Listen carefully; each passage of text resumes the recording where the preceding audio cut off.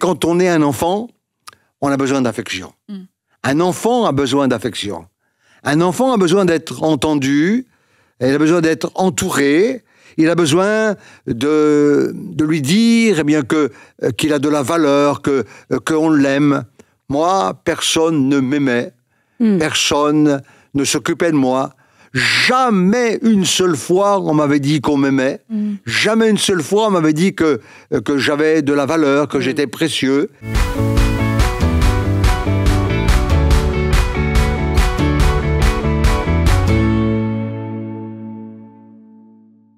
Bonjour tout le monde, bienvenue dans À table avec Annabelle. Et lundi, nous avons eu Stéphane Caddy, que vous avez peut-être découvert et qui nous a encouragés à surmonter la peur. On a eu un beau temps de prière aussi. Et aujourd'hui, eh bien, nous avons le père. Et oui, le père, on l'a fait un peu dans le désordre. On a d'abord pris le fils et après le père. Donc bonjour Christian. Bonjour Annabelle. On est contente, très heureuse de pouvoir vous recevoir aujourd'hui. C'est un plaisir de vous rencontrer, Christian. Ah, merci, de même. Hein.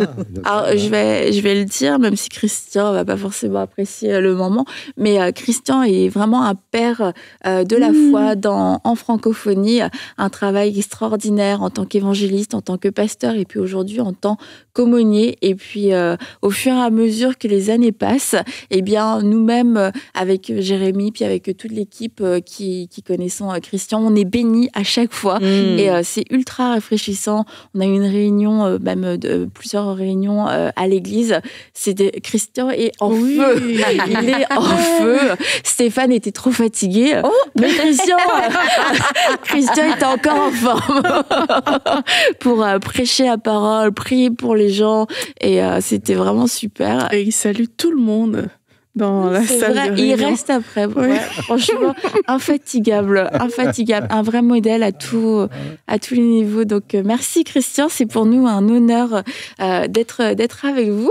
Et puis, en plus, des témoignages, alors, il en a à l'appel. Et ce que je trouve extraordinaire, c'est que même au fur et à mesure des années, il y a tout le temps des nouveaux témoignages. C'est pas que des témoignages d'il y a longtemps. Il y a plein de témoignages frais. J'espère que vous allez nous en raconter aujourd'hui. Ah oui. Oui.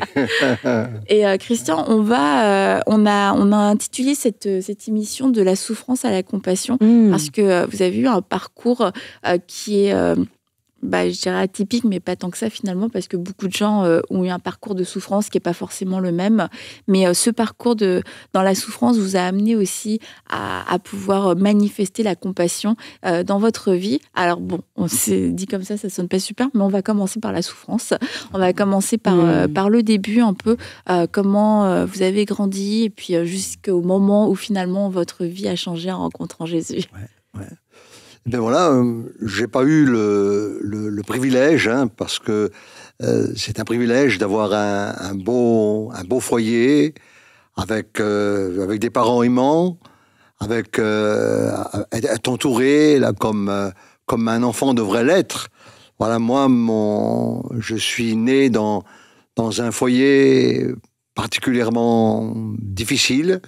Voilà, parce que mon père, c'était pas mon père, parce que ma mère, elle s'est mariée elle avait déjà 2 enfants, donc elle s'est mariée avec un homme, et donc cet homme était particulièrement violent. C'est un homme qui consommait beaucoup d'alcool. Voilà, il buvait énormément, et comme il buvait tous les jours, il était sous l'emprise de l'alcool, du vin.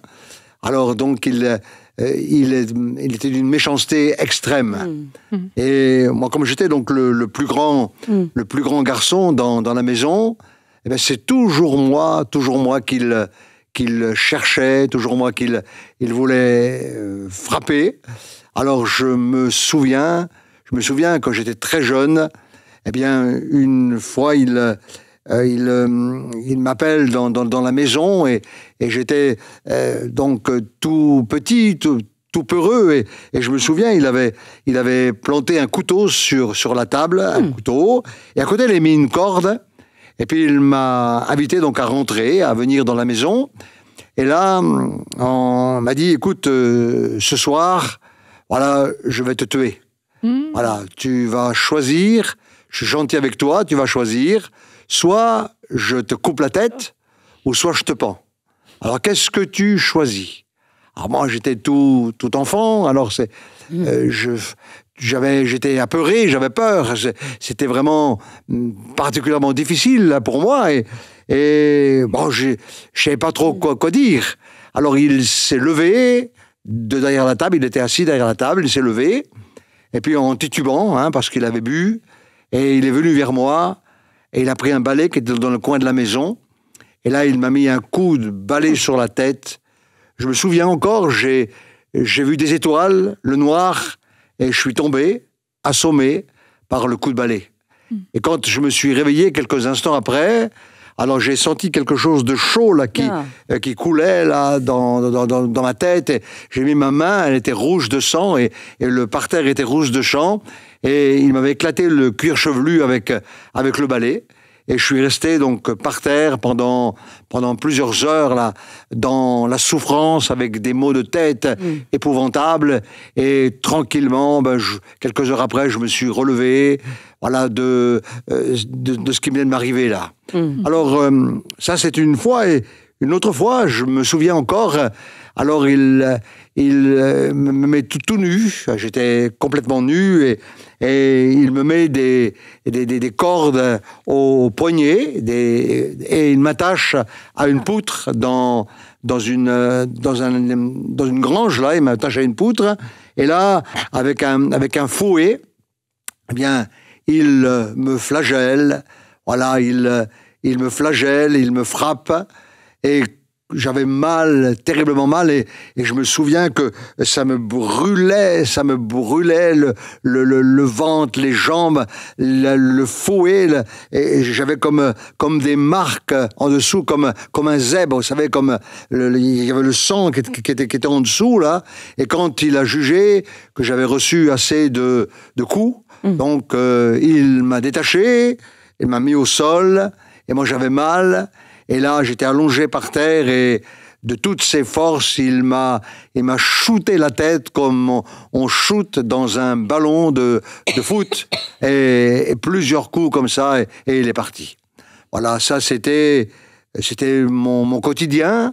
Voilà, de son côté, j'étais battu, j'étais meurtri, j'étais mal aimé, c'était quelque chose de terrible pour moi.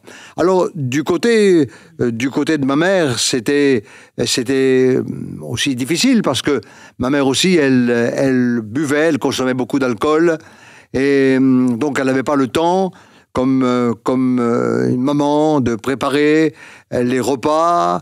Donc pour manger, il fallait que je me débrouille. J'allais dans les poubelles, dans les boîtes à ordures, et je me souviens encore, j'étais assis sur le bord du trottoir, je vidais les poubelles, et là donc je mangeais ce que je trouvais dans les poubelles. Et c'était dans mon quotidien, pieds nus dans la rue, voilà, j'étais vraiment comme une âme en peine. Alors il m'arrivait aussi, bien sûr, de rester des jours et des jours sans rentrer à la maison, parce que j'allais de droite de gauche, je cherchais à manger, je cherchais un peu d'affection quelque part, et je trouvais pas, et c'était pour moi quelque chose de particulièrement douloureux, difficile, quand je voyais les autres enfants. Voilà, moi je me voyais comme ça, donc c'était pour moi quelque chose de très très très douloureux. Alors ma mère, étant aussi une femme qui buvait, elle fréquentait beaucoup les bars. Alors j'allais avec elle dans les bars, et vous savez, dans les bars, avec une femme, donc il y avait des choses que les yeux d'un enfant n'auraient jamais dû voir, que les oreilles d'un enfant n'auraient jamais dû entendre. Et je me souviens que dans ces bars, les hommes avaient bu, ils étaient ivres, et quelquefois donc ils se battaient. Et je me souviens encore, eh bien, une fois d'une bagarre, ça m'a marqué profondément, et je me souviens de deux hommes qui se battaient, et à un moment donné, il y a un homme, il a mordu l'oreille de quelqu'un, de l'autre qui était avec lui, non seulement il l'a mordu, mais il y a coupé l'oreille avec ses dents, voilà, et il a craché l'oreille. Voilà, et là, il y avait le sang, et ça m'a marqué, hein, j'étais marqué, profondément marqué. Voilà, ça c'était mon quotidien. Voilà, c'était tous les jours comme ça. Bon, à l'école, j'y allais de temps en temps. Voilà, vraiment de temps en temps. Et à l'école, c'est pareil. J'étais mis de côté parce que je valais pas la peine, parce que personne ne s'occupait de moi. Voilà, j'étais toujours mis de côté, toujours mis à l'écart. Et puis donc, là-dessus, il y a eu un jour une plainte qui a été formulée. Voilà, le voisinage a fait une plainte. Et puis aussi, une fois j'étais à l'école et comme j'avais des bleus partout, j'avais des marques de partout. Donc, alors les services sociaux ont été alertés et même la gendarmerie a été alertée. Donc, il y a eu une enquête qui a été faite et très, très, très rapidement, eh bien, on a été retirés avec ma sœur qui était après moi. Donc, on a été retirés du foyer donc de nos parents. Voilà, on est parti là. Donc dans un orphelinat. Alors donc à l'époque les orphelinats c'était donc des endroits terribles, hein. C'est pas comme aujourd'hui. Maintenant, aujourd'hui, on a fait beaucoup de progrès là-dessus. Mais à l'époque, donc les orphelinats, c'était, je me souviens, c'était des dortoirs avec des grands lits. Hein. Il y avait des dizaines de lits là dans cet orphelinat. Et les enfants donc pleuraient parce que beaucoup avaient été abandonnés par leurs parents, beaucoup avaient le même sort que moi là. Et donc j'étais là dans cet orphelinat et j'avais une discipline de fer, une discipline dure, très très très dure. Et moi j'étais un garçon indiscipliné parce que j'avais vécu dans la rue pratiquement. Donc pour moi la discipline, eh bien non, je n'en voulais pas.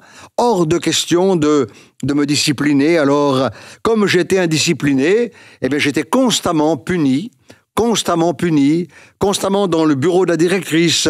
Alors je me souviens, la directrice au départ, elle me faisait la morale, mais vous savez, la morale, pour moi, ça rentrait dans une oreille et ça sortait par l'autre. Elle pouvait me dire tout ce qu'elle voulait, j'en avais rien à cirer de ce qu'elle me disait. Voilà, vous aviez quel âge à peu près? Oh, j'avais 9, 9 ans, okay. Peut-être 10 ans, voilà, quelque chose comme ça, voilà. Hein. Et donc, et puis comme la morale ne rentrait pas, alors elle allait plus loin après. Donc, je me souviens, cette dame-là, elle faisait du cheval, parce qu'elle avait toujours des bottes de cheval et une cravache sur son bureau. Alors, elle prenait la cravache, et puis elle me mettait des coups de cravache. Alors, je lui disais, écoute, tu sais, dans ma vie, j'ai tellement pris de coups, tu peux taper autant que tu veux, j'ai la peau qui est dure, tape autant que tu veux, et je me moquais d'elle, je souriais. Alors elle me disait, Christian, tu sais, je vais te dire quelque chose, tu vas finir ta vie en prison. Voilà, c'est... bon, voilà, peut-être qu'elle n'avait pas tort, parce que... voilà. Mais voilà, donc, c'était ce qu'elle me disait. Alors... bon, toujours dans la punition. Et puis, je suis resté un temps dans cet orphelinat. Et quelque part, j'ai été mis de côté et amené chez une dame, voilà, qui recevait les enfants d'ADAS. Voilà, des enfants de l'assistance publique. À l'époque, ça s'appelait l'assistance publique. Donc, alors, ces dames, famille d'accueil, son mari venait de décéder. Bon, c'était une femme qui était très gentille, hein, une femme qui s'occupait bien de moi, elle me faisait bien à manger, voilà, elle me soignait aussi dans mes vêtements, moi, j'étais toujours bien habillé, elle me forçait d'aller à l'école, mais moi, l'école, c'était pas trop mon truc, et à l'école, pareil, j'étais constamment puni, alors, comme j'étais mis de côté, j'étais toujours dans le fond de la classe, et je me rappelle que l'instituteur me disait, bien écoute, tu vas te rendre utile, hein, tu vas mettre à l'époque, ça se faisait, c'était des bûches de bois dans un poêle, donc je chauffais la classe, voilà, pour les autres. Je ne voulais rien savoir, ça ne m'intéressait pas, et j'étais constamment en train de me battre, parce que j'étais un bagarreur, j'avais la haine en moi, j'avais vraiment cette haine qui m'habitait, hein, depuis mon enfance. J'étais vraiment quelqu'un de méchant, de très très méchant, et bien sûr encore là, constamment puni, les tours de cour, j'en ai fait, je connaissais la cour par cœur, je faisais des tours de cour, le piquet, le coin, tout ce qu'ils voulaient, toutes les punitions possibles et inimaginables, eh bien je les avais, même le bonnet d'âne, hein, je me souviens, j'avais le bonnet d'âne, voilà, oui c'est vrai, j'étais un âne, et puis, bah, voilà, c'était pour eux c'était comme ça, hein. Et puis voilà, chez cette dame, bon, j'étais bien, mais vous savez ce qui me manquait. Ce qui me manquait, j'avais 12 ans, j'avais 13 ans. Voilà, ce qui me manquait, ben, c'était quand même l'amour d'un père et d'une mère. Alors cette dame, elle était très très gentille, je le répète, hein. Et le matin, donc, elle venait et elle me faisait donc un bisou sur le front. Elle me disait « Bonjour, Christian ». Le soir, je me couchais, elle venait, elle me faisait un bisou sur le front. « Bonsoir, Christian ». Voilà, et c'est toute l'affection que j'avais. Voilà, c'était l'affection. Mais quand on est un enfant, on a besoin d'affection. Un enfant a besoin d'affection. Un enfant a besoin d'être entendu, il a besoin d'être entouré, il a besoin de lui dire eh bien, qu'il a de la valeur, qu'on l'aime. Moi, personne ne m'aimait, personne ne s'occupait de moi. Jamais une seule fois on m'avait dit qu'on m'aimait. Jamais une seule fois on m'avait dit que j'avais de la valeur, que j'étais précieux. Non, personne ne me disait. Alors je partais dans la forêt, et là, dans la forêt, pendant des heures et des heures, je pleurais toutes les larmes de mon corps, toutes les larmes de mon corps. Et je disais, mais pourquoi je suis né, mais pourquoi je suis venu au monde, pourquoi les autres ont des parents, pourquoi, eh bien, les parents s'occupent de moi, je suis tout seul, je suis un abandonné, personne ne s'intéresse à moi, je voudrais mourir, je voudrais mourir, je ne peux plus de vivre, je voudrais mourir, et je pleurais, toutes les larmes de mon corps, mais rien n'y faisait, c'est évident. Alors, le temps a passé, j'ai quitté cette dame, j'avais 14 ans, et j'étais donc chez un employeur. Je me souviens encore, un menuisier, un patron menuisier, et là encore, chez lui, eh bien, j'étais encore maltraité parce qu'il me dit, écoute, tu es là, tu bosses et tu te tais. Voilà, tu es de l'assistance publique, tu la fermes. Ah, je dis, ah bon, mais moi, c'est fini maintenant, c'est terminé.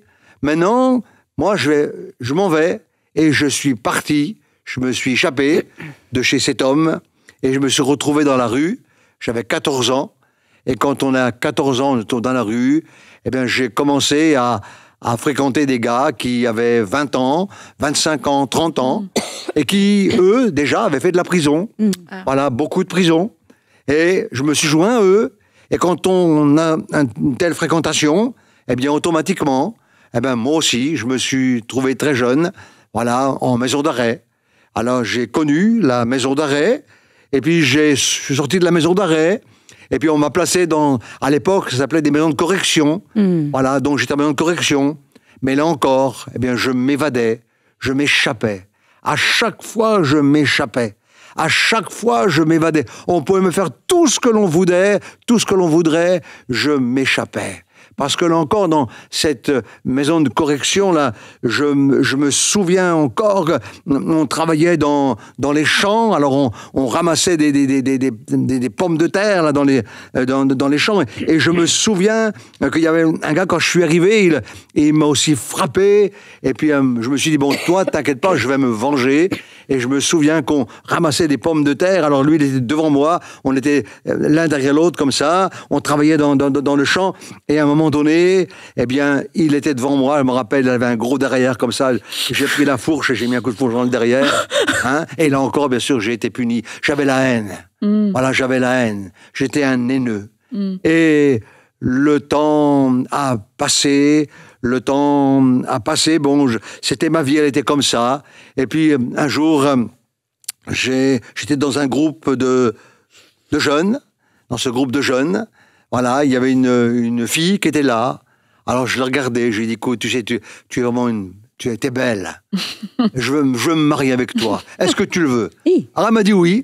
Hein? Alors, mais elle est toujours aussi belle que c'est encore ma femme aujourd'hui. Hein. Voilà, on est mariés depuis maintenant 56 ans. Voilà, donc c'est toujours ma femme. Alors, on s'est mariés rapidement tous les deux. Alors, c'était pas un mariage à l'époque qui était vraiment heureux, hein, parce que moi, je continuais à ma propre vie. Elle était et elle est toujours très très très speed. Voilà. Et bon, on avait vraiment des affrontements tous les deux, et c'était quand même quelque chose de particulier. Et puis, à un moment donné, eh bien, voilà, le temps a passé. Et j'ai rencontré des tziganes.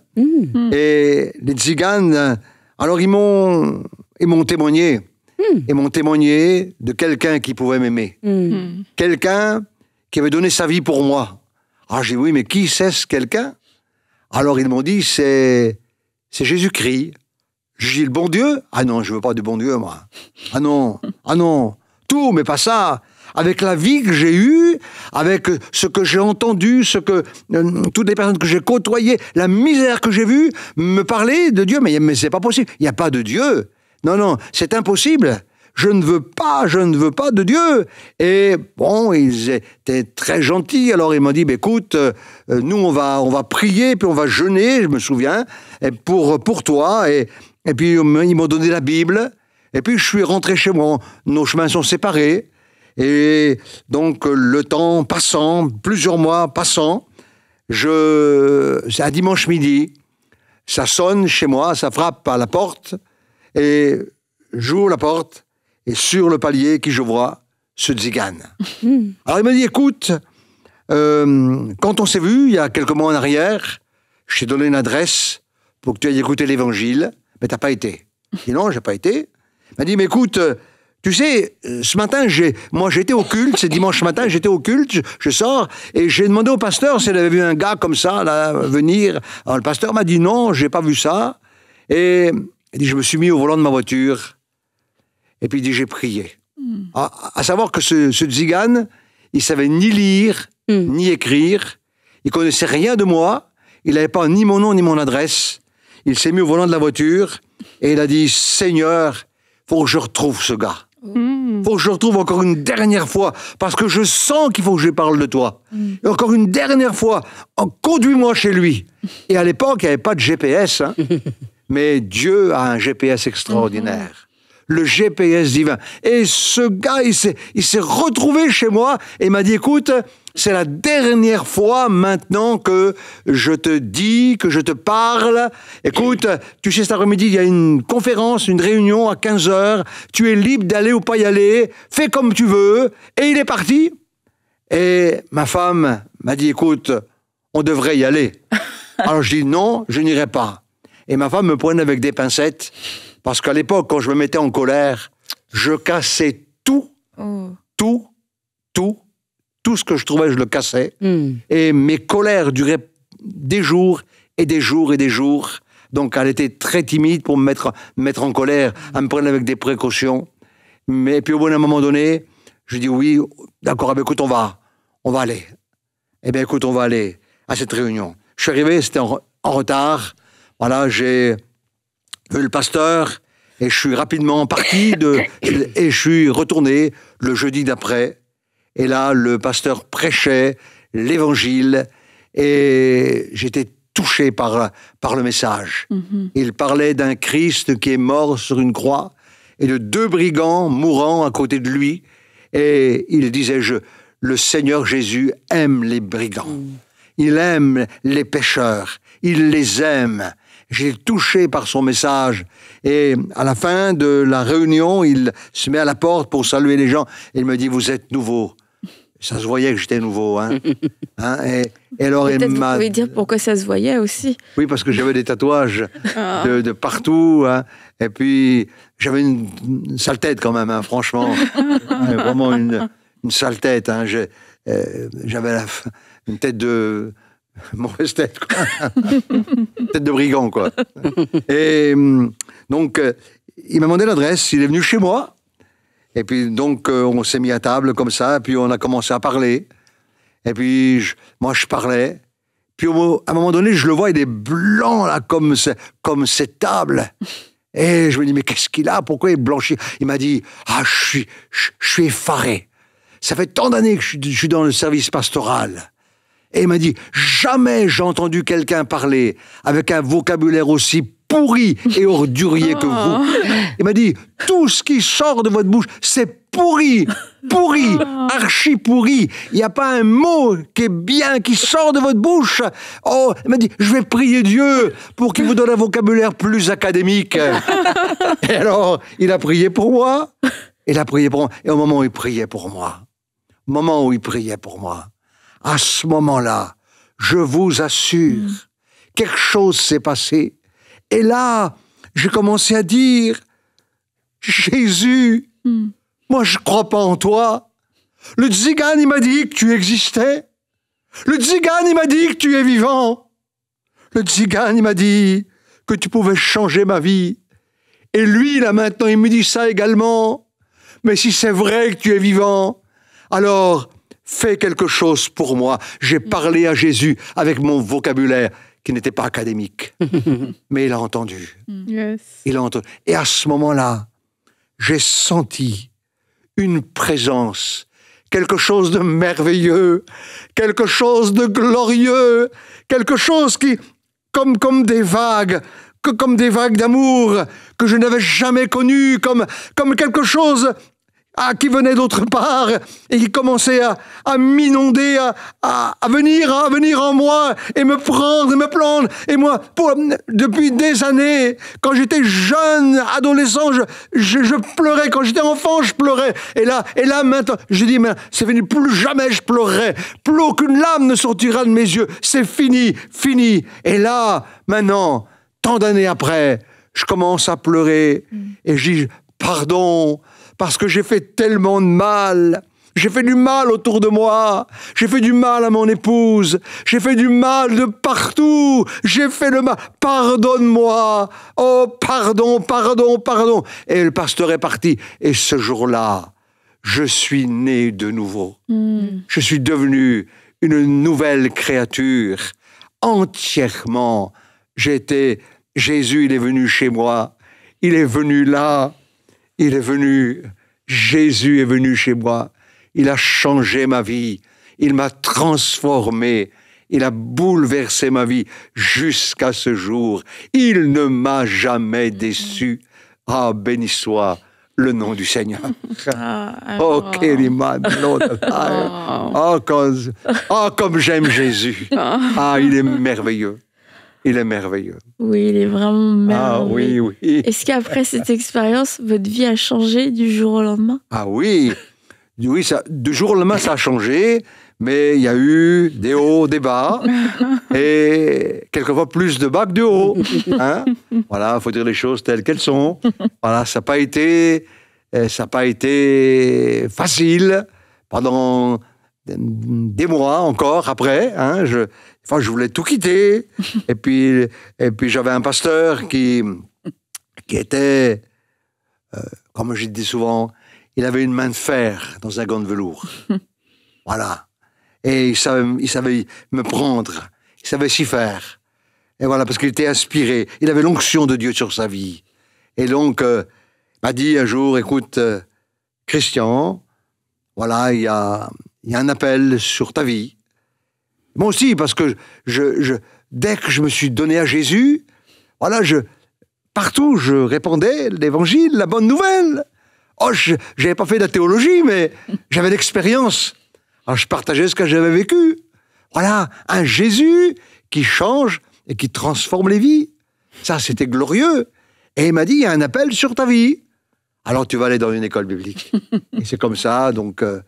voilà, que les choses se sont passées pour moi. Là, on pourrait faire toute une autre émission sur le passage à l'école biblique, qui a été formateur, notamment pour le caractère. Ouais. Et puis après, vous avez été évangéliste, vous avez pu aller un peu partout en France, et beaucoup de gens sont venus au Seigneur à travers vos réunions. Ouais. Vous avez été pasteur aussi, un petit peu partout. Wow. Et là, je fais un grand bond dans le temps. Et au moment où vous auriez pu dire, je vais me reposer, après toutes ces années de bons et loyaux services, eh bien, vous avez, pas repris, parce que vous n'avez jamais arrêté, mais vous êtes devenu aumônier de prison. Mmh. Alors, je ne sais pas quelle est la vision qu'on peut avoir de l'aumônier de prison, mais en tout cas, vous, pour ce que vous faites, c'est que vous allez tous les jours, tous les jours, Pratiquement tous les jours, pratiquement tous les jours, oui. Toute la journée en prison. Ouais. Voilà, ouais.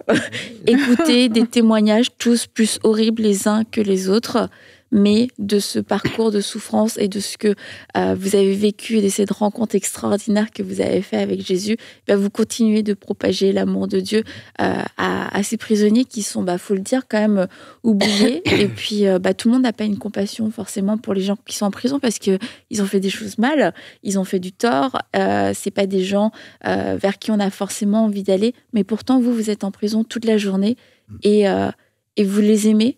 Et vous savez que Dieu les aime. Oui. Alors dans mon parcours pastoral, donc après l'école biblique, donc je suis rentré dans le service de Dieu, comme ça se doit. Mais quelque part, j'ai toujours, même étant pasteur d'une église, j'avais toujours une journée par semaine. Réservée. Une journée par semaine pour aller visiter un détenu. Voilà, parce que quelqu'un que je connaissais ou on m'informait que quelqu'un était détenu, donc je faisais la demande à l'époque, je faisais une demande et j'allais le visiter. Je gardais toujours une journée par semaine pour visiter. Et plus l'église où j'étais pasteur, j'étais pasteur donc de l'église. Et puis donc à un moment donné, une porte s'est ouverte pour moi, pour que j'aille plus loin dans le service auprès des détenus. J'ai toujours eu dans mon cœur de la compassion. Je suis un évangéliste, je suis un évangéliste et j'aime les perdus, j'aime les âmes, j'aime ceux qui sont dans la boue du péché, parce que je sais qu'il y a quelqu'un qui peut les sauver, les arracher, parce que moi-même j'ai été arraché à la boue du péché. Et donc j'ai eu cette opportunité, donc de rentrer. Et comme mon fils est rentré donc à plein temps dans le ministère, donc ça a pu me libérer un petit peu pour lui laisser de la place, pour que moi je puisse me donner plus entier donc dans la prison, dans l'aumônerie des prisons. Oui. Là pour le coup c'était vraiment plus entier. Oui, voilà, donc et bien sûr qu'il y a des vies cabossées, des vies cassées. Le monde de la prison, on juge facilement. On dit c'est le Club Med. Mais moi, quand je visite les détenus, et particulièrement tous ceux qui arrivent, j'essaye de les voir. Moi, je suis pas là pour leur demander quel est le motif de votre incarcération. Pourquoi vous êtes là. Alors, quelquefois, je le sais parce que les journaux en ont parlé, la télévision aussi en a parlé, donc je sais. Mais s'ils ne me disent pas pourquoi, ça ne m'intéresse pas pourquoi ils sont là.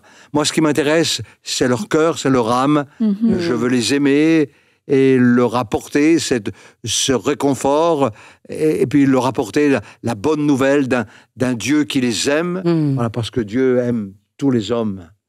Ça, c'est est-ce qu'ils veulent, comment ils le reçoivent, ils sont ouverts, sont fermés. Parce qu'on s'imagine, c'est des personnes dures, et puis un peu comme votre première action, non, moi je veux pas de Dieu, etc. Alors comment est-ce que vous êtes reçus dans les prisons, par les prisonniers? Alors je suis toujours bien reçu. Je suis toujours très très bien reçu. J'ai jamais eu un refus, j'ai jamais eu Jamais un refus? Jamais de refus, jamais. Ah bon? Jamais de refus. J'ai toujours eu un accueil favorable. un accueil bienveillant même, hein, et même ceux qui ne voulaient pas parler de Dieu avec moi, voilà, je n'aborde pas forcément tout de suite les choses sur Dieu. Hein. D'abord, j'ai beaucoup d'écoute. Voilà, j'ai beaucoup d'écoute. Je me souviens un jour, j'ai rencontré quelqu'un, je l'écoutais pendant 2 heures, sans dire un mot. Je l'écoutais. J'écoutais ce qu'il avait à me dire. Puis, au bout de 2 heures, alors je regarde la montre, 2 heures que je suis avec toi, alors je me lève pour partir. Il m'a dit, qu'est-ce que vous m'avez fait du bien. J'ai pas dit un mot. Voilà, c'est d'abord l'écoute, et puis aussi le fait de les aimer. L'amour. L'amour, ça se communique. L'amour, ils ressentent quelqu'un qui aime. Voilà. Une onction d'amour. Et ça se ressent. Même ceux qui ne veulent pas parler de Dieu, voilà, ils réalisent quand même que devant eux, il y a quelqu'un qui est particulier, voilà, et qui les aime. Et est-ce qu'il y a des prisonniers qui ont déjà rencontré Jésus depuis que vous êtes à la prison? Oui, c'est sûr. Ouais, c'est sûr. Oui, c'est sûr. C'est sûr. Hein. Oui, il y a des prisonniers qui ont fait des expériences. Hein. Beaucoup, hein, ont rencontré Jésus et après qui ont été libérés et que je rencontre hein, dans les différentes églises où je vais. Hein. Voilà, je les rencontre et ils sont avec Jésus, ils sont engagés dans les eaux du baptême. Hein, voilà, ils ont accepté Jésus, ils sont baptisés par immersion et puis quelque part, eh bien, baptisés dans le Saint-Esprit, puis ils ont retrouvé leur famille, un travail, et puis ils sont dans les églises. Hein, voilà, ça c'est génial. Avec une vie nouvelle, hein, voilà, c'est normal. Hein, quand dans un endroit il y a Jésus, pas autrement que des vies transformées. Hein, voilà. J'ai vu même un détenu qui était baptisé dans le Saint-Esprit. Hein. Je ne savais pas ce que c'était le baptême dans le Saint-Esprit, mais pourtant il était baptisé dans le Saint-Esprit. Voilà, et heureux de témoigner autour hein, des détenus. Et moi, ça me fortifie, ça. Ah, bah oui. Ah, ça, c'est de la... Vous savez, c'est extraordinaire. Voilà, gloire à Dieu. Gloire à Dieu, vraiment. Une chose que j'aime trop, quand je vous entends depuis votre histoire et par rapport aux détenus aussi, quand vous parlez, c'est qu'il n'y a jamais personne qui est trop sale pour Dieu. Il n'y a personne qui a tellement péché, qui est tellement allé trop loin dans le péché au point où Dieu ne le regarderait plus. Et on sait que plusieurs personnes aujourd'hui, parfois, se trouvent sales, ne se trouvent pas dignes de répondre à cet appel au salut. Pourtant, Dieu, il a vraiment cet amour qui est disponible pour chacun de nous. Et si on se sent trop sale pour Dieu, en fait, c'est un mensonge. C'est vraiment... il faut lâcher prise, en fait, pour juste recevoir cet amour de Dieu et dire, oui, je veux venir près de toi. J'accepte cet amour-là. Et ça, je trouve ça extraordinaire parce que vous-même, vous êtes passé par là. Et aujourd'hui, avec les détenus qu'on entend, l'histoire que vous racontez, il y en a plein aussi qui passent par là. Dieu est plus intéressé par la personne en face plutôt que par le passé ou même les crimes commis par cette personne. Très juste, hein, très juste. Hein. Beaucoup me le disent, hein, je me sens trop sale, je me sens souillé, j'ai pas le droit, j'ai fait tellement de mal aussi. Voilà, j'entends ça aussi, mais bien sûr que le Seigneur pardonne. Hein. Il est mort sur la croix, voilà, pour tous les hommes, et quel que soit il n'y a pas de péché trop sale, trop souillé, trop dur, voilà. Et le sang de Jésus qui a coulé purifie de tout péché. Voilà, ça c'est une certitude. Hein. Et aujourd'hui, vous avez même une église dans la prison.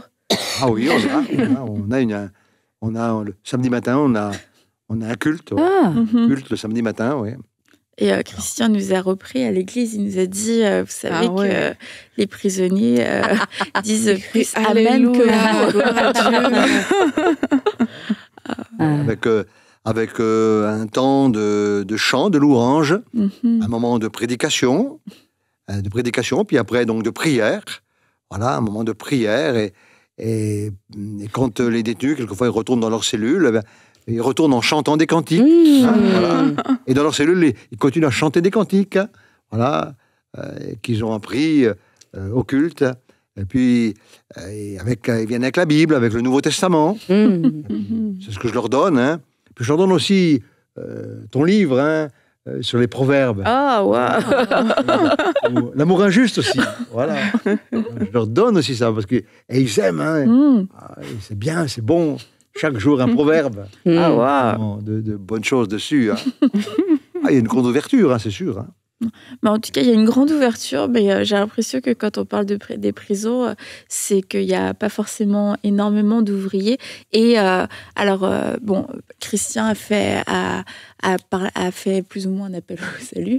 Et je crois que si vous n'aviez pas encore rencontré Jésus, eh bien, vous avez saisi aujourd'hui que vous pouviez le faire, peu importe où vous en étiez dans votre foi, vous pouvez l'invoquer. Et comme il est venu rencontrer Christian, alors qu'il n'avait pas le vocabulaire académique, mais je veux faire aussi lancer un appel. Si vous ressentez un appel particulier pour l'aumônerie et que c'est quelque chose avec lequel vous luttez parce que vous vous dites, on n'en parle pas souvent, c'est pas quelque chose qui est très populaire, aller dans les prisons, est-ce que je vais avoir la grâce, etc. qu'il faut. Quand Dieu appelle, il donne aussi la grâce, il donne l'onction et il qualifie. Et je crois que Dieu cherche des ouvriers dans ce terrain. Alors Christian est un excellent modèle, mais je crois que Dieu cherche aussi d'autres personnes qui vont faire la même œuvre, qui vont faire le même travail avec ce même cœur dans d'autres prisons. Et que plus il y aura d'ouvriers dans ce terrain-là, plus il y aura d'efforts et de choses qui seront mises en place, plus il y aura d'âmes de sauvées. Alors, je vous encourage à répondre à cet appel, à ne pas fuir l'appel. Et je pense, je parlais d'une personne, vous avez déjà reçu, c'est comme une confirmation, mais peut-être vous aviez trouvé que l'aumônerie, c'était pas si glamour que ça. Eh bien, c'est Dieu qui vous avait parlé. Donc, je vous encourage à dire oui et puis allez vous renseigner auprès de votre église, auprès de votre fédération aussi. Comment est-ce que je peux le faire? C'est quoi les étapes pour pouvoir le faire? Et puis, vous pouvez contacter peut-être aussi Christian. Il a un compte Instagram, Christian Cady. Donc, si vous êtes intéressé pour répondre à cet appel spécifique que Dieu a mis dans votre cœur, vous pouvez contacter l'église de la Riviera ou directement Christian Cady. Merci beaucoup, Christian. Merci. Merci. Très inspirant. Merci beaucoup. Merci. C'est bon, ça s'est bien passé. Et on se dit à vendredi. Bye bye.